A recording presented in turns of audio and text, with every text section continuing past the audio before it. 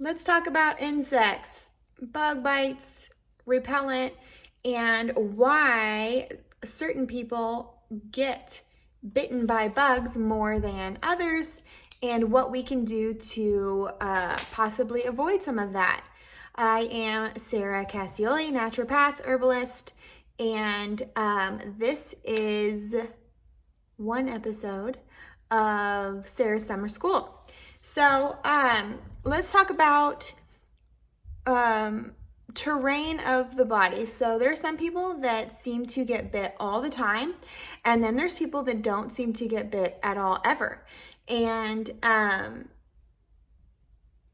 want to use the analogy of a trash can with flies. Anytime there's a trash can, right, with the lid off, and there's a lot of foods or other things that flies can, that they like, that they want to get to, you're going to see a lot of flies hovering over and around it, right?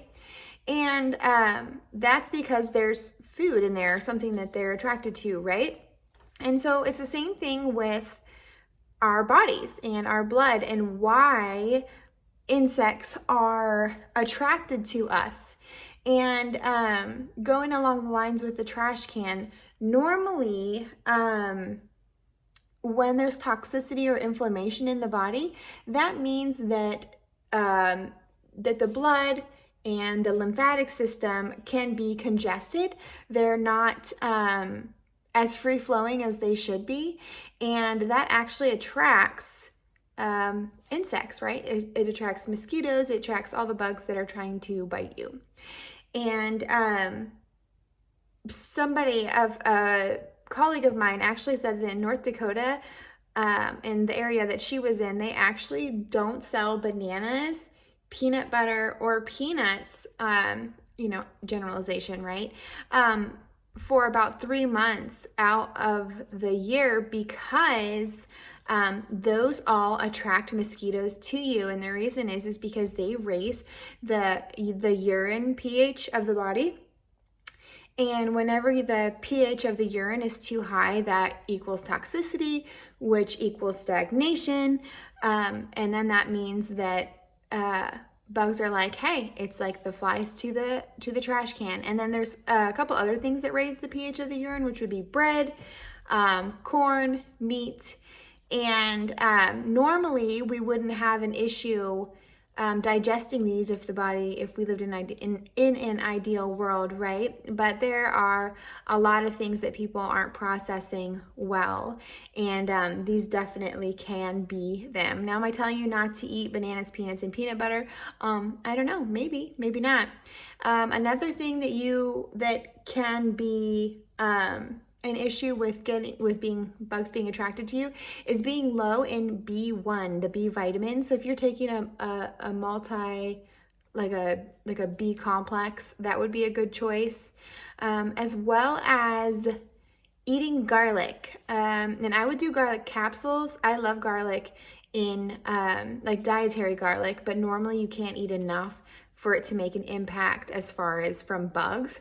And so consuming garlic capsules might be a great choice to help not be so delicious to the bugs.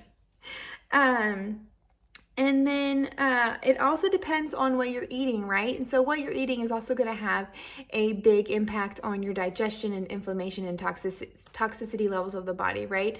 So diet that is high in natural foods like fruits and vegetables, low in sugar. Sugar is going to attract that as well. And by doing all or none or some, basically it just comes down to the fact that if your body is sluggish, stagnant, then you will be the meal for the bugs. So getting those pathways open by dry brushing, by exercising, by sweating, by making sure that everything is moving. If you're not moving your body specifically, then chances are, most likely, that your blood and your lymph aren't moving either, and that can attract them. So that is the main reasons why we get bit by bugs. And so I'm going to include a few recipes on making insect repellent. And then I will also include some recipes for after you get bit by bugs and the best thing for it. And there are different ones for different things, specifically ticks. I like to use something called Ledum palastrae, and that's probably the only one that I use that is different than anything else, like chiggers or flies or bee stings or mosquito bites and all that kind of stuff. So I am going to just put a few recipes in with this, and if you have any questions, let me know.